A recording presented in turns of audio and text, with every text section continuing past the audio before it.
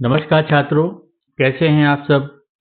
देखिए, आज हम अपने इस वीडियो में संस्कृत व्याकरण के कुछ महत्वपूर्ण प्रश्न पढ़ेंगे।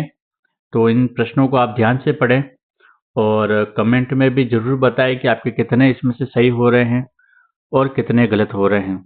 और कोई भी प्रश्न में आपको कोई समस्या हो तो कमेंट में ज़रूर लिखें। तो चलिए प्रश्न की ओर। आज के वीडियो का पहला प्रश्न है कि पीताम्बरः इत्यस्मिन् पदे समास अस्ति। तो पीताम्बरः में कौन सा समास है? द्विगु समास, द्वंद्व समास, कर्मधारय समास, बहुव्रीहि समास। तो पीताम्बरः में कौन सा समास है आपको बताना है इसमें। तो इसका उत्तर आपका हो जाएगा द बहुव्रीहि समास। क्या होगा? बहुव्रीहि समास होगा। पीले वस्त्र धारण करने वाले कौन है? विष्णु। यानी अन्य नाम निकलता है बहुव्रीहि समास में। जैसे हम कह सकते हैं कि दशानन यानी 10 सिर वाला। तो 10 सिर वाला कौन है? रावण है।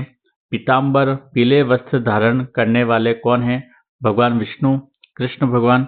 तो आपको ध्यान रखना है, पीताम्बर अगर परीक्षा में आ जाए तो आपको बताना है बहुव्रीहि समास। अगला प्रश्न ये भी समास से संबंधित है। तत्पुरुष समास से उदाहरणम अस्ति। तत्पुरुष समास का उदाहरण है प्रति वर्षम, चोर भयम, नवरात्रम, पितरो। तो इसमें कौन सा सही होगा? तत्पुरुष समास कौन सा है?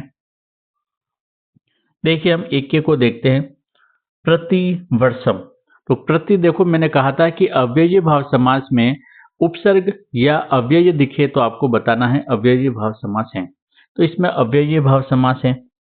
नवरात्रम, 9 रात्रों का समूह, ये द्विगु समास है। पितरो, माता च पिता च यानी माता और पिता, यह द्वंद्व समास है।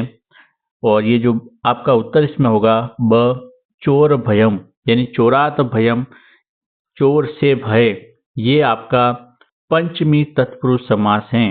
तो ये आपका इसमें ब उत्तर होगा, चोर भयम। ये तत्पुरुष समास है और कौन सी विभक्ति का है?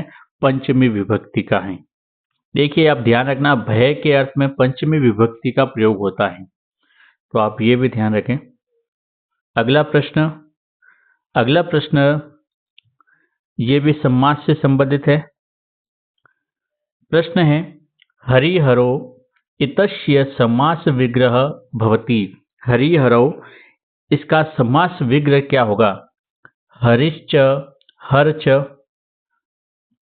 हरिच, हरोच, हरिच, हरोच, हरिच, हरोच। देखो, सभी ऑप्शन ऐसा लग रहा है सभी सेम दिख रहे हैं आपको। ध्यान से उत्तर देना है इसमें क्या होगा। देखिए, एक आप ध्यान रख सकते हैं, आपको विभक्ति अगर आती है तो देखिए, हरि की विभक्ति हरि, हरि, हरय होती हैं। आपको ये ध्यान है कि द्विवचन है, तो द्विवचन में आप ये देखिए, हरो यानी ये हर पीछे आया हुआ है, तो पीछे जो लगता है उसकी दूसरी विभक्ति का प्रयोग होता है द्विवचन में। तो इसमें होगा हरिश्च, हरच। इसका उत्तर आपका वैसे अराइट है इसमें, हरिश्च, हरच। ये गलत है। देखो, हरि ये वाला सही है, लेकिन हरो ये गलत हो गया। देखो, अलग जब हम करते हैं तो वो एक वचन में आ जाता है। हम शामिल में लिखते हैं तो वो द्विवचन, ये हरि हरो द्विवचन है। लेकिन जब इन दोनों को अलग अलग करेंगे तो वो एक एक वचन हो जाएगा। जैसे ये हरि एक वचन होगा, ये हरो ये गलत है। इसमें भी ये गलत है, ये गलत है कि इसमें अराइट है, क्योंकि यहाँ हर लिखा हुआ है। हर की द्वितीय विभक्ति होती है हरो, तो ये प्रथम विभक्ति में, क्योंकि जब एक वचन हो जाता है तो हम अलग लिखने के बाद में वो एक वचन हो जाता है। चलिए, अगला प्रश्न है प्राचार्य इतस्मिन् पदे उपसर्ग अस्ति। उपसर्ग से संबंधित प्रश्न है और मैंने देखा है कि काफी बच्चे इस प्रश्न में बहुत ही कंफ्यूज होते हैं। प्राचार्य इस पद में कौन सा उपसर्ग है? तो प्राचार्य में उपसर्ग कौन सा होगा?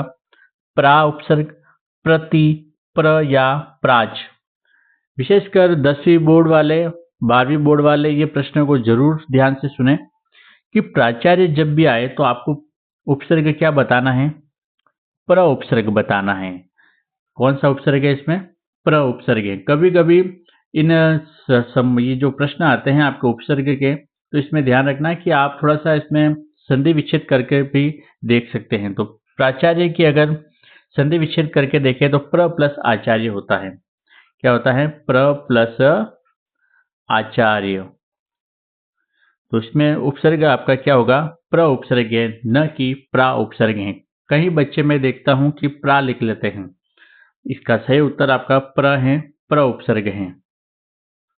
चलिए अगला प्रश्न, ये भी उपसर्ग से संबंधित है। निम्नलिखितेषु उपसर्ग अस्ति, इनमें से उपसर्ग कौन सा है? अस, इव, अद्य या सम? कौन सा उपसर्ग होगा इसमें?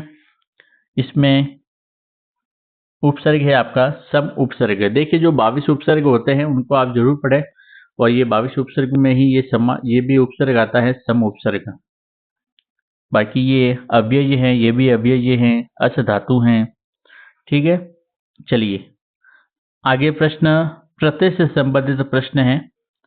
2 प्रश्न ये देख लेते हैं कि कतवतु प्रत्यय उदाहरणम अस्ति। कतवतु का उदाहरण है, कौन सा उदाहरण है कतवतु में? पठितव्य, पठितवान, पठनीयम या पठितुम? सभी को ये प्रश्न का उत्तर आना चाहिए। इसका उत्तर आपका होगा ब, पठितवान। क्या होगा? पठितवान। अगर इसकी बात करें तो इसमें तबियत पढ़ते हैं, इसमें अनियर पढ़ते हैं और इसमें तुमुन पढ़ते हैं। तो ये ब आपका उत्तर हो जाएगा इसमें। कतवतु में पठितवान इसका उदाहरण है। सर्व प्लस त्रल इतस्य पदम भविष्यति। सर्व में त्रल प्रत्यय लगने से कौन सा पद बनता है? हमने पिछले वीडियो में भी देखा था। इसका उत्तर आपका क्या होगा? सभी को आना चाहिए। इसमें उत्तर होगा आपका सर्वत्र। क्या होगा? सर्वत्र। अगला प्रश्न प्रत्यय से संबंधित। सेवमानः इतस्मिन् पदे प्रत्यय अस्ति। सेवमान में कौन सा प्रत्यय है? तुमोन, कत्वा, सानच या क्षत्रि प्रत्यय? तो इसमें आपका उत्तर है सानच प्रत्यय।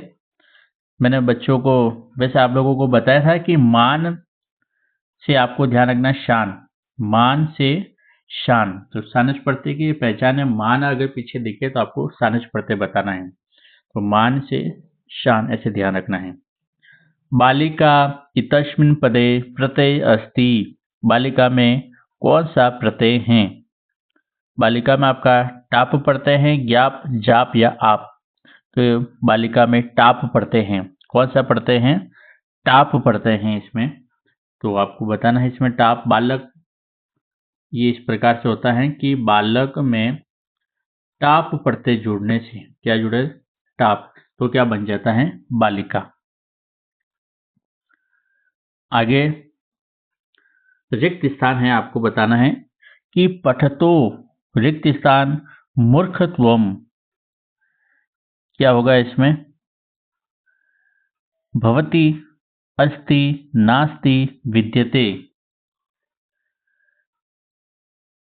तो इसका उत्तर आपका होगा भवतो नास्ति मूर्खत्वम। तो इसमें आपका स राइट होगा। आगे विसर्ग संधि अस्ति। तो संबंधित अपने संधि से संबंधित प्रश्न है। विसर्ग संधि का आपको उदाहरण बताना है। भानुदय, तल्लीन, मनोहर या रमेश? तो विसर्ग संधि किसमें है? विसर्ग संधि आप में इस मनोहर शब्द में है। तो कौन सा? मनोहर में विसर्ग संधि है मनः प्लस विसर्ग। तो मनः प्लस हर क्या होगा? मनः प्लस हर। इस प्रकार से, सॉरी, मनः प्लस हर। आगे इनकी बात करें तो भानुदय, भानु प्लस उदय आपका दीर्घ संधि है। तत्व प्लस लीन अपने व्यंजन संधि है। और रमा प्लस इस रमेश, ये आपके गुण संधि हैं। तो मनोहर में आपको क्या बताना है? विसर्ग संधि है। मनोहर की विसर्ग संधि होती है मनः प्लस हर। अगला प्रश्न, ये भी संधि से संबंधित। वागीशः इतस्मिन् पदे संधि अस्ति। भागिश में कौन सी संधि है? वृद्धि संधि, व्यंजन संधि, विसर्ग संधि या दीर्घ संधि? तो इसमें आपको बताना है ब व्यंजन संधि है। वाक प्लस इश, वाक प्लस इश व्यंजन संधि है। आगे एक और संधि से संबंधित प्रश्न है। हरे अव इतस्य संधि विग्रह अस्ति। इसमें आपको संधि विच्छेद करना है, तो आपका इसका उत्तर क्या होगा? हरे प्लस अव, हरे प्लस एव, हरि प्लस एव या हरि प्लस अव। आपका इसका उत्तर होगा अ हरे प्लस अव। क्या होगा? हरे प्लस अव होगा। आगे अव्यय संबंधित प्रश्न है। अधोलिखितेषु अव्ययम नास्ति, यानी अव्यय शब्द कौन सा नहीं है? प्रातः, यथा, तथा या अस्तु। कौन सा नहीं है?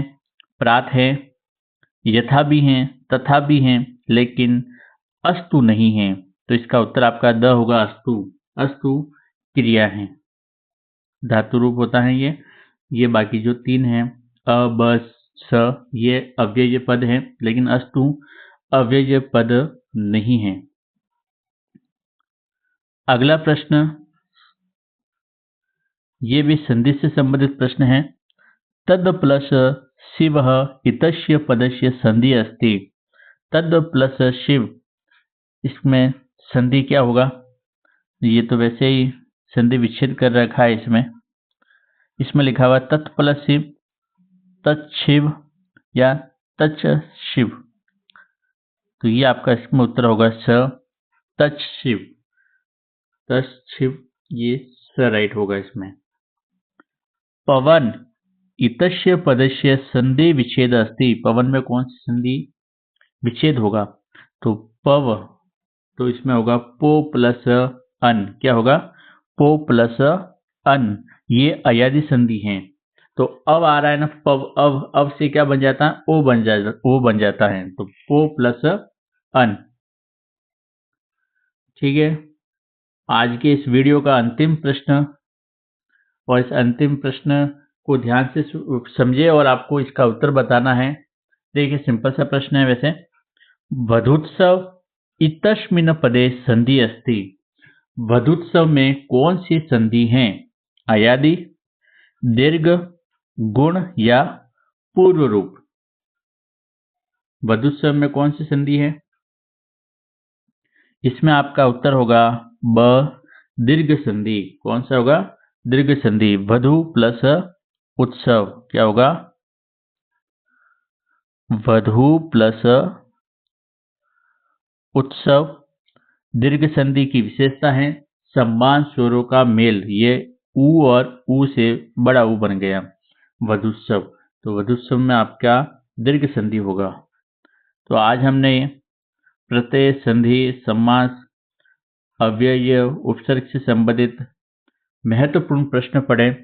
तो आप की जो तैयारी आप जिस प्रकार से जारी है, तो इन प्रश्नों को आप जरूर देखें। इसी प्रकार से आपकी तैयारी जारी रखें। और जो परीक्षा है बहुत ही नज़दीक हैं, तो इन प्रश्नों को आप बार बार रिपीट करें। कोई भी अगर प्रश्न में समस्या हो तो कमेंट में ज़रूर बताएं। आज के लिए बस इतना ही। जय हिंद, जय भारत।